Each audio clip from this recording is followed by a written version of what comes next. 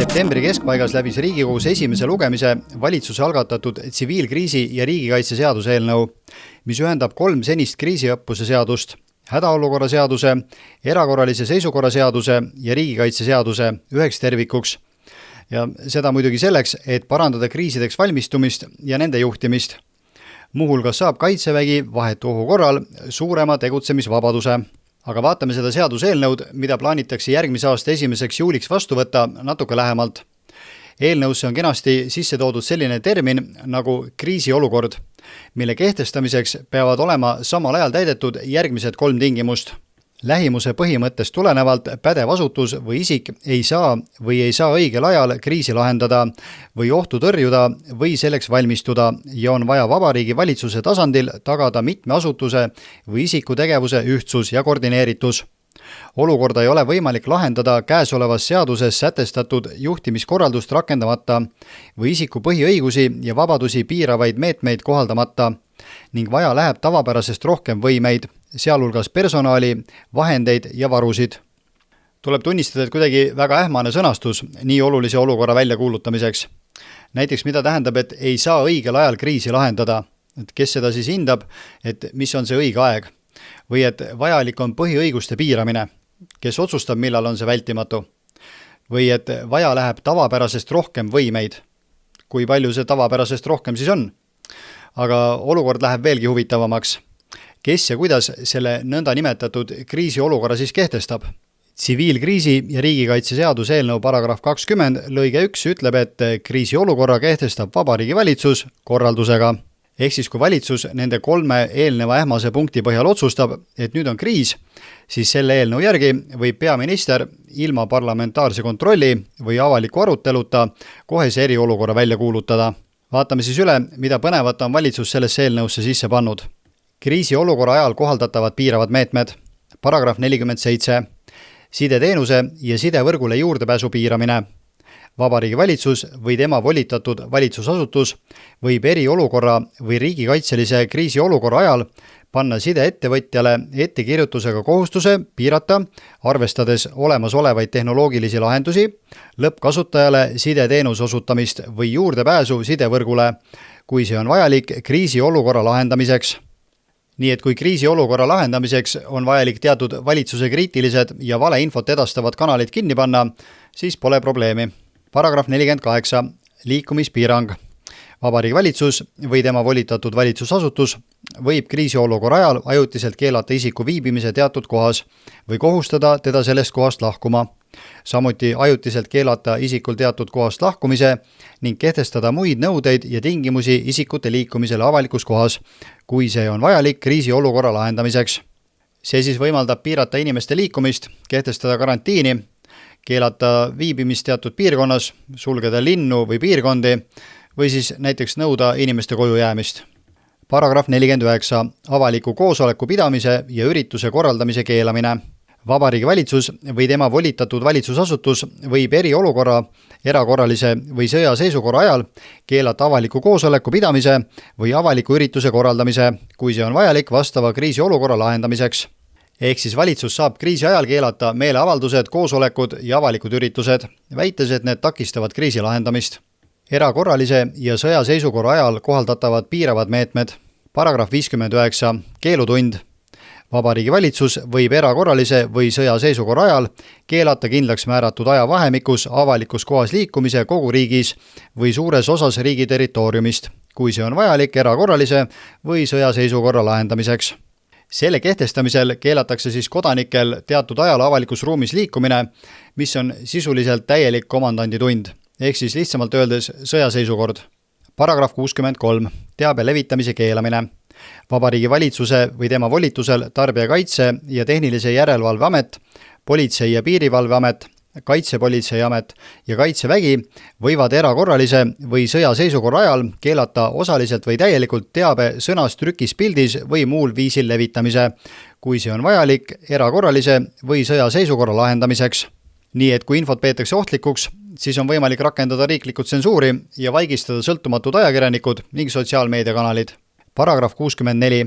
Meediateenuse osutamise ja ajakirjandusväljaande väljaandmise piiramine. Võib keelata osaliselt või täielikult meediateenuse osutamise ja ajakirjandusväljaande väljaandmise, kui see on vajalik erakorralise või sõjaseisukorra lahendamiseks. Nii et kui valitsus leiab, et see on kriisi lahendamiseks vajalik, siis võidakse sulgeda ajalehti, uudisteportaale või isegi telekanaleid.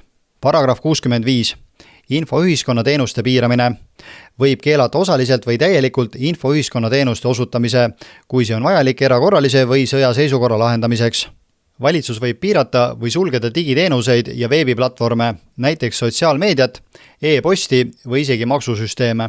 Paragrahv 36. Finantssektori erandid eriolukorra ja riigikaitselise kriisiolukorra ajal.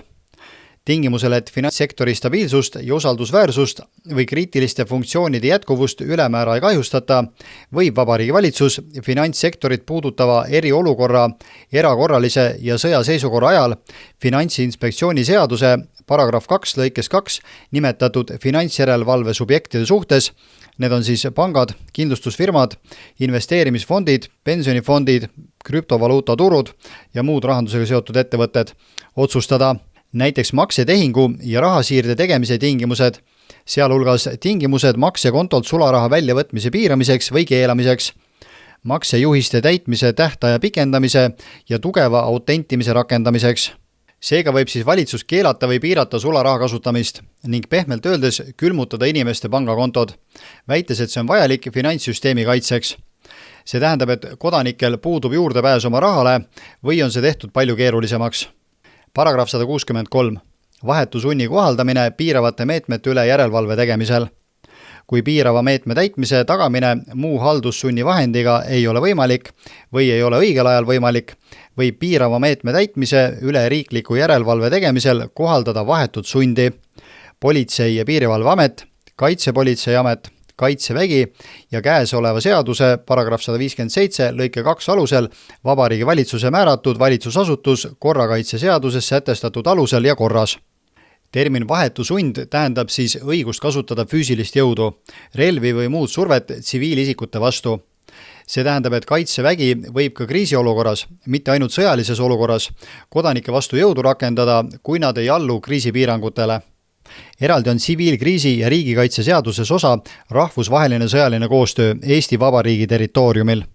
Ja paragrahv 146, välisriigi relvajõudude õigus kasutada jõudu, teine lõige ütleb, et käesoleva seaduse paragrahvide 144 ja 145 alusel Eesti Vabariigi territooriumil viibivad välisriigi relvajõud võivad kasutada jõudu, kui see on vajalik kaitseväe toetamiseks rahuajal, väljaspoolt Eesti Vabariigi territooriumi Eesti Vabariigi vastu suunatud ründe tõrjumisel. Seega, kui valitsus leiab, et mõni kriis, näiteks küberrünnak, rahutused, sabotaaž või midagi muud sellist, pärineb väljaspoolt, saab seda tõlgendada kui välise rünnakuna, mille puhul on lubatud liitlasvägede jõukasutus Eesti riigi kodanike vastu. Need on vaid mõned huvitavad punktid, mis ma sellest eelnõust leidsin. Kindlasti on neid seal veelgi. Aga selge on see, et päris ilmaasjata selliseid seaduseid ette ei valmistata. Ja kindlasti ei ole selle eesmärgiks, nii nagu väidetakse, õigusselguse loomine või efektiivsem kriiside haldamine. Tegemist on ettevalmistusega järgmiseks, juba ammu eelnevalt kokku lepitud tulevaseks kriisiks, mis võimaldab globaalsel finants- ja võimueliidil oma mõjuvõimu veelgi rohkem suurendada. Olgu selleks siis laienev sõjaline konflikt, järgmine skeemdeemia või majanduskrahh, eriolukord või nüüd siis peene ja uuema nimega kriisiolukord on nende pättide jaoks ideaalne ja hästi sisse töötatud vahend.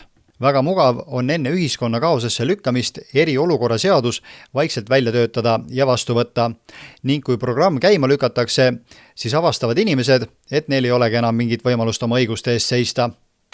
Millises olukorras me siis oleksime, kui see tsiviilkriisi ja riigikaitse seadus järgmise aasta suvel vastu võetakse? Kui see oleks kehtinud juba 2020. aasta märtsis, mil meid COVID-i kriisi lükati, siis oleks olukord näinud välja umbes nii. Tollane valitsus oleks otsustanud, et tegemist on kriisiolukorraga. Sealt edasi oleks valitsusel olnud piiramatu voli. Poleks olnud vaja eriolukorda ega Riigikogu otsust. Oleks piisanud vaid ühest korraldusest, et välja kuulutada kriis ja võtta kogu riigi juhtimine üle. Tegelikult nägime seda ka juba 2020. aastal, kui eriolukord kehtestati valitsuse korraldusega, mitte Riigikogu otsusega. See toimus toonase eriolukorra seaduse alusel, kuid uus tsiviilkriisi ja riigikaitse seadus viib sama loogika järgmisele tasemele. Nüüd ei oleks enam vaja isegi eriolukorda, piisaks vaid sellest, et valitsus nimetab olukorra kriisiks ja kõik need volitused rakenduvad automaatselt. Valitsus oleks seega saanud keelata liikumise, sulgeda meedia ja piirata ligipääsu internetile. Samuti oleks saanud kontrollida raha liikumist, kontrollida sularaha kasutamist ja külmutada pangatehingud. Ja kui inimesed poleks allunud, oleks saanud rakendada sõjaväge ja võib-olla isegi liitlasvägesid, et avalikku korda tagada. Ehk siis, kui see seadus oleks kehtinud 2020. aastal, oleks COVID ajal olnud võimalik täielikult legaliseerida kõik toonased piirangud ja minna veelgi kaugemale. Ülejäänud Panoptikumi saade on nähtav vastupanu liikumise liikmetele, sest vaid tänu toetajatele on mul selle vaimset tervist kahjustava töö kõrvale ikka ka piima võtta. Ning nagu eelneva info põhjal järeldada võib, siis seda ikka kulub. Lausa sellistes kogustes, et mõistlikum on ise lehma pidada. Lugege mu huultelt. Maksud ei tõuse. Punkt.